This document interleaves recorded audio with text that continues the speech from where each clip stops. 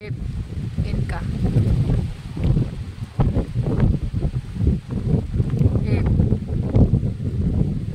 Dito kami sa Digos, Bulacan. Hindi na siya ayan maganda guys, gate 1 ng Digos, Bulacan sa may DRT. Bago Ganyan pa lang siya ay maganda. sa gate 1. Kita nyo pagdating nyo doon. Mahangin, lakas ng hangin. Ayan yung nest oh. Nakatakot na pumunta dyan kasi ano na. Nakikita nyo noon Yung nest marupok na. yan yung nest. Ang dami pang pako. Luma na siya kasi 2 years na siya. Dami pako oh. Yan na siya. Medyo Yung nest, hindi ka mag naula dawak na ng kasi. ano lang.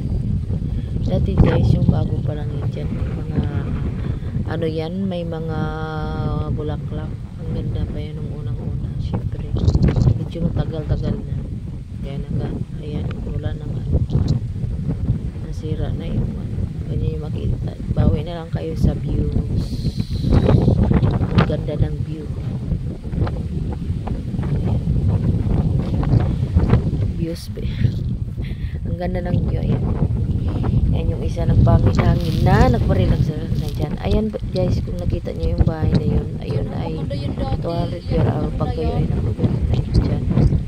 May electric pa naman dyan at dilaw. Kasi dyan ang 5 tao pag nakahiga na kayo lahat. Pero siguro pag mga kagaya ng asawa ko tangkad, mahirapan yan tumayo. Pagkapang na lang pagpasok.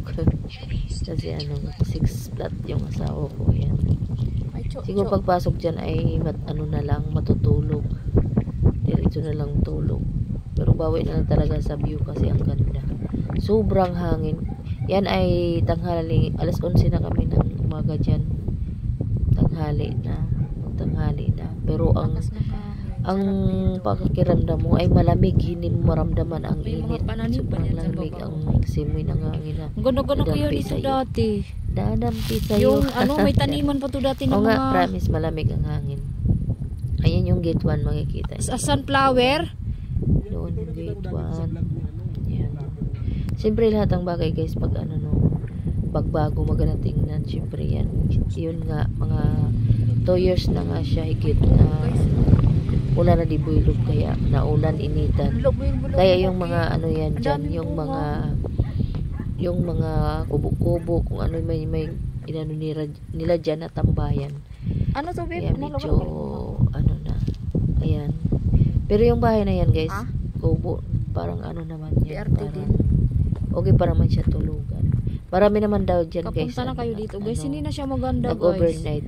Dati siguro sa napanood mga ko to sa mag-shoot. GMA. Alam mo na. Yan. Napanood ko siya sa GMA. Siguro dyan sila nagpapalipas ng oras. Ayan. Ganda niya. 200 per Luma na, hour. wala na siyang ano. 1,000 per night yan guys. Pero hindi ko alam kung saan ang CR nila dyan. Hindi ko alam ang saan CR nila dyan. Maraming Ayan. pinya oh. Tapos ano, bawi na lang talaga sa ano, sa view. Punta. Siguro pag pumunta Ayan, kayo guys, dyan, hindi na ayaw maganda nyo tingnan. mag-overnight. Ano naman na siya maganda Siguro lang matatapos naman siya ng 2 hours kung Isa. ikutin nyo. Ayan yung isa ng pangin-hangin kasi ang sarap ng sampas-sampas ng hangin. Grabe guys, nakakapagod talaga. Kaya isakto lang iupo ng babe ko yung pagdadrive niya. Ako nga ang sakit ng katawan ko dyan kasi pindot. Medyo may daan na malubak. Kaya pag tumalon na sakit sa katawan. Yun siya guys. Parang wala naman na pumupunta Siguro dito. guys, ano naman. Pag gabi dyan, okay naman siguro. Yun naman, pag dyan kayo nag-over. Daming pinya doon. Ano naman siya. Safe. Ayan, may naman siya naman dyan guys. Siguro kanina ba sila umaga yun, yung nakakotse na yun. Kung tingnan sa makikita nyo guys, ang lakas ng Hindi kagaya dati ang nalaganda dito.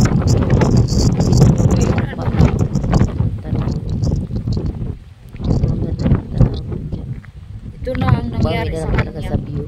Oo, Sa mga tanawin. wala nang mga sahig yung mga ano. Tanawin lang naman talaga ang Dati kaakit-akit Mga sa pero mas maganda talaga noon sana kung ganun ang itsura noon, no? Pero Okay. Hindi naman maiwasan luluma nga. Sabi nga, Kita saan? wala naman tatagal sa amin.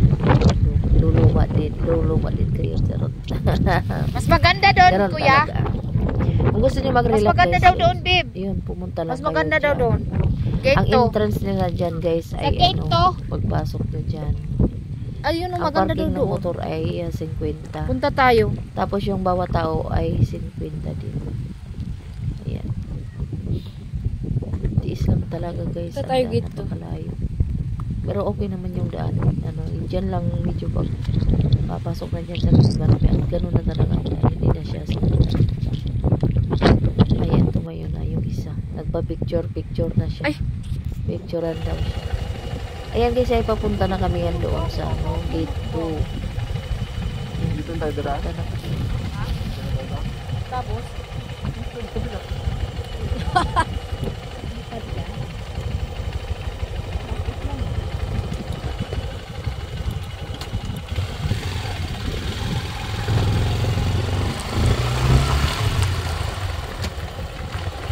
Nakaapak din yung motor ko.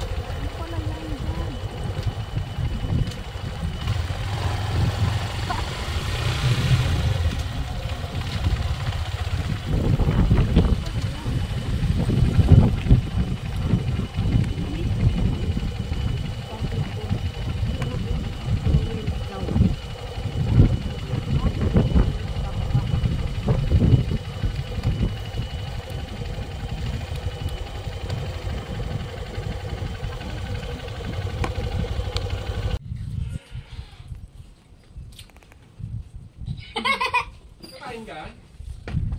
Kain ka na sila dito.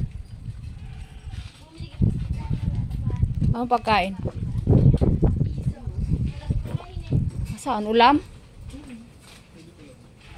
Nagluluto pa yan. Marami din pupunta dito pag weekend. Nagluluto pa sila.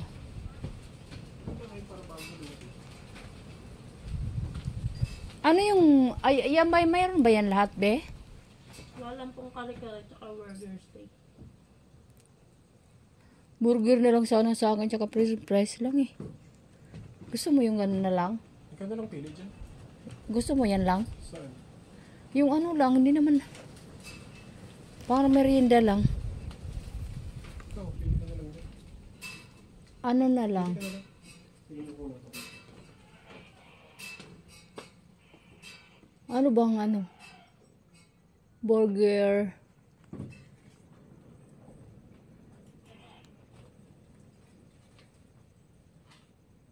Egg sandwich. Ano ba yung cheeseburger na lang, be? Dalawa? Ay, wala pa po. Ano yung mayroon lang yan? Ano po, yung egg sandwich tsaka hotdog. Wala ano. Wala rin pizza. Egg sandwich na lang dalawa. Walang price na yan. Wala. Ay, wala. Sandwich po buy on take on na po. Magkano yon? 45. Dalawa na. Apo. Dalawang ganon. Dalawang order or Oo. isang order lang? Dalawang 45. Dalawa. Tag-dalawa kami. Yan na lang kakainin namin.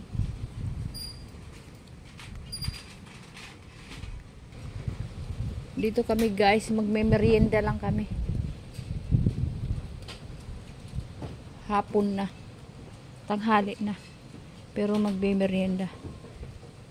Wala, ang ganda dun. May kambing. Nakita ko sa TV, yung unang ano nila sa GMA. Masira na po kasi yung ano yung iba. At saka ang lakas ng hangin kasi, no? Opo. Sira na po yung ibang unit nila eh. Sayang.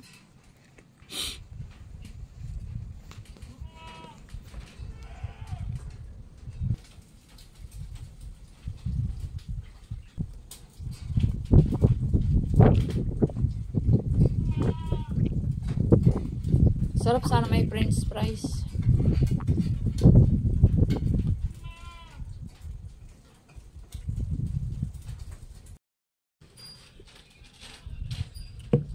Nagtinapay. Walang ibang pagkain dito. Ito lang. Tinapay.